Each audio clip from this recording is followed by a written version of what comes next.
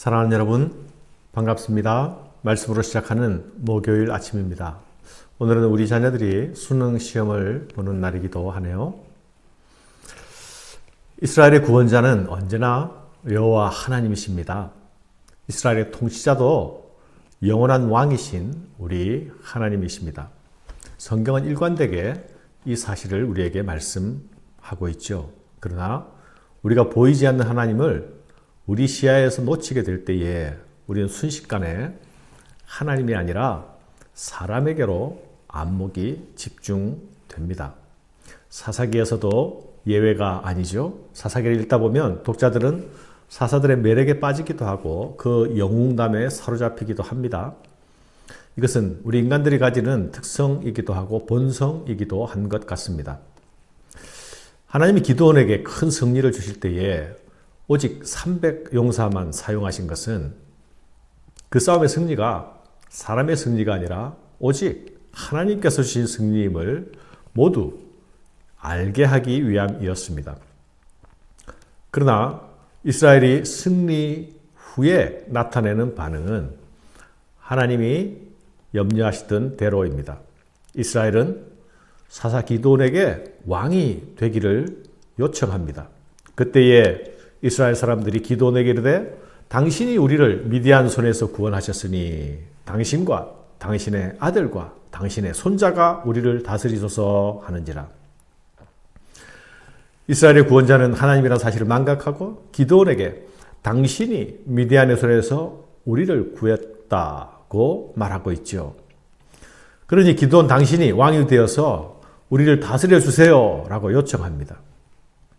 기드온은 이 제안에 대해서 여호와께서 너희를 다스리실 것이다 며 거절합니다. 그런데 이렇게 거절하는 기드온의 모습에서 석연치 않음이 나타나고 있습니다. 무엇입니까? 기드온은 왕이 되어 달라는 그런 제안을 거절하고 있지만 이런 제안을 하는 이스라엘을 향해서 꾸짖지는 않습니다. 오히려 전리품으로서 탈취한 금을 자신에게 주도록 요구합니다. 그리고 미디안 왕이 입었던 그 왕복, 의복을 취합니다.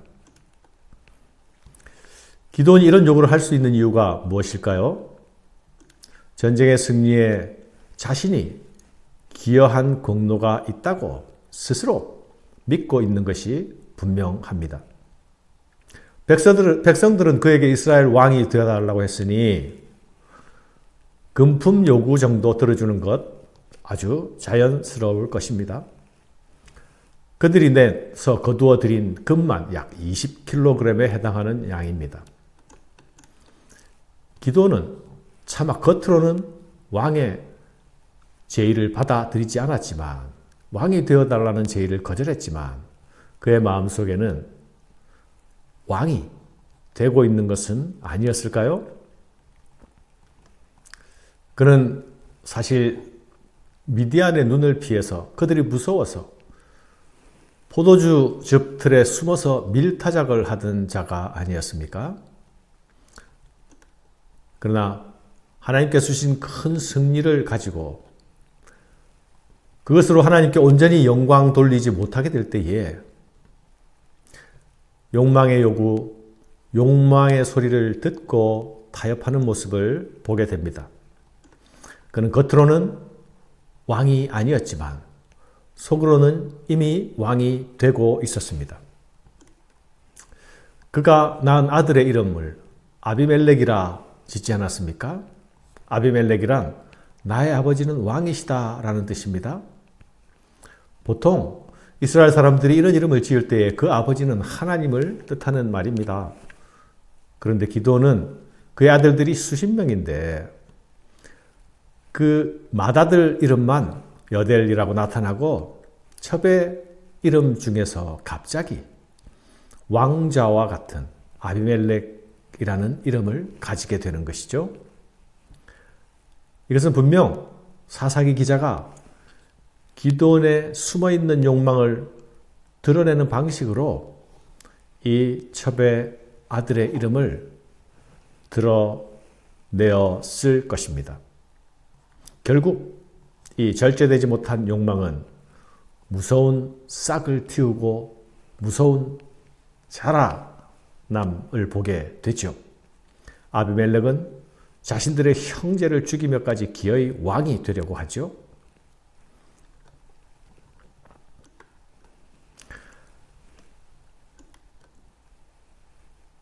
그리고 그 아비멜렉의 행동은 이스라엘을 큰 시험으로 이끌고 갑니다. 기드온은 모은 금으로 에봇을 만듭니다. 제사장만 입을 수 있는 에봇을 금으로 만들어서 그것을 자기 성읍에 두고 전시합니다. 그것은 자신의 전리품으로 만들어서 과시하는 전승 기념물 같은 의미였습니다.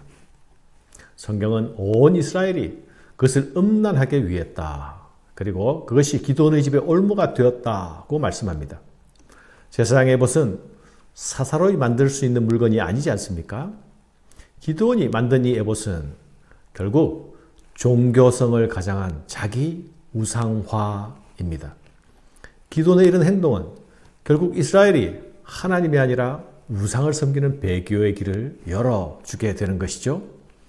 자기 아버지 집에 세운 우상을 찍어내므로써 시작한 기드온의 거룩한 사역은 자신을 높이는 그 욕망을 절제하지 못해서 또 하나의 새로운 우상을 만들어내고 있는 것입니다.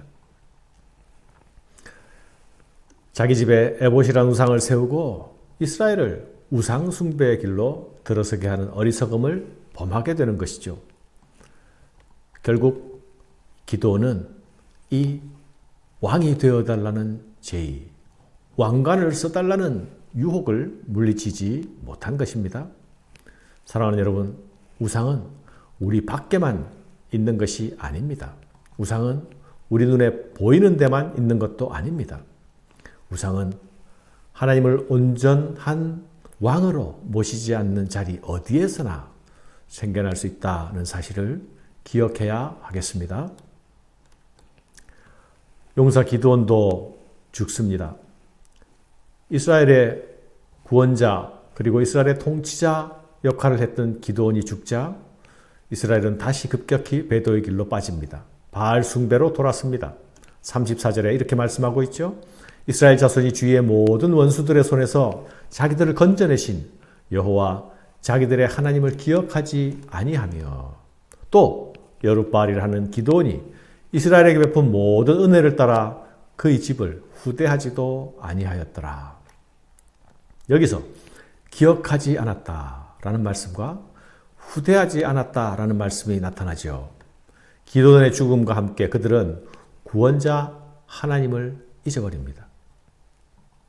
보이는 기드온이 없을 때에 그와 함께 역사하신 하나님을 잊어버리는 것입니다. 영적 근시안입니다. 무서운 망각정입니다. 그나마 기드온이 살아있는 동안에는 기드온의 사역과 함께 하나님을 기억했다는 말이 아닙니까? 그러나 그의 죽음 이후에는 하나님도 있고 자신들이 왕으로 떠받들어 세우려 하던 그 기드온에게 입은 은혜도 잊어버립니다. 사랑하는 여러분, 잊어버리고 기억하지 않게 된다는 것은 단지 우리의 기억력 문제가 아닙니다. 그것은 사람들이 다시 새 것, 새로운 것에 주목하기 시작했다는 말입니다. 새 것을 채우기 시작했다는 말입니다. 그 새로운 것이란 언제나 눈에 보이는 것들이죠. 하나님이 시야에서 사라지고 기억에서 사라지고 하나님의 사람이 잊혀지는 것은 사실 새로운 일을 기대할 수 없다는 것을 말하는 것이 아닙니까? 그러나 이스라엘이 다시 눈에 보이는 것을 새 것으로 채우고 그 새 것을 쫓아 배도의 길로 들어서지만 그러나 결코 그것은 새 것이 아니죠. 그것은 오래전부터 있던 옛 것이요. 언제나 하나님의 백성들을 망하게 하는 것들이었습니다. 사랑하는 여러분, 하나님은 지금도 우리의 왕이십니다. 그리스도가 우리의 왕이시다라는 사실이 언제나 어디서나 기억되어야 하겠습니다. 왕이신 그리스도를 기쁘게 섬길 때에만 내가 왕위에 오르지 않을 수 있습니다. 그분의 통치를 즐거워할 때에만 다른 것들을 끌어다가 왕으로 삼지 않을 수 있습니다. 오늘 수능에 임하는 서연이, 한결이, 혜인이, 재연이, 연우도 하나님이 나의 왕이시다 라는 사실을 기억하면서 수험장으로 나가면 좋겠습니다. 오늘 하루를 시작하는 성도님들도 나도 모르게, 내 자신도 모르게 하나님을 왕좌에서 끌어내리는 그 무서운 내 욕망의 방향을 살피면서 그 욕망을 절제하며 다스리는 싸움을 싸우는 한 날 되시기를 바랍니다. 감사합니다.